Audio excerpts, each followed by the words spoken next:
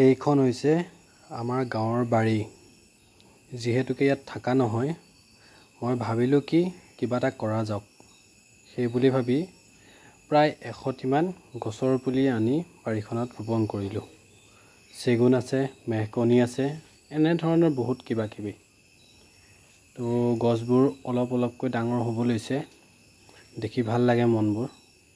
পাছত কি হয় নাজানো, ভাবিলোঁ কিবা এটা কৰোঁ, সেই গতিকে লগালোঁ এইখন। কিন্তু বেয়া লগাৰ কিছুমান কথা আছে, এয়া চাওক। কিছুমান মানুহ আছে, খুব বেয়া মানুহ। সেই মানুহবোৰে দেখিব সহ্য কৰিব নোৱাৰি এই গছবোৰ কি কৰিছে চাওকচোন। পূৰা গছৰ গুৰিটো প্ৰায় 2 ফুটমান ধৰি দা বা কটাৰী দি এনেদৰে কাটি দিছে গছবোৰ। গোটেই গছবোৰ প্ৰায় গছবোৰে এনেকৈ কাটি দিলে। এইবুলিকে মই কি ক'ম, মানুহবোৰক কি ক'ম। কেনেকুৱা ধৰণৰ মেণ্টেলিটি মানুহ হ'ব পাৰে, যি মানুহে এই কৰ্মটি কৰিছে। গছবোৰে কি কৰিলে বাৰু?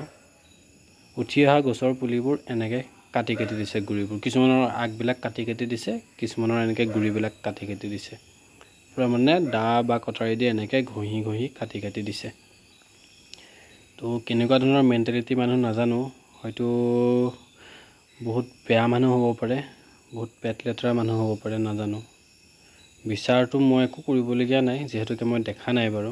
কৰ্মটো কোনোবা এটাই কৰিছে বাৰু, সিহঁতে বুজিব। আপোনালোকলৈ দিলোঁ, চাওকচোন বাৰু কেনেকুৱা ধৰণৰ কৰ্মটো কৰিছে।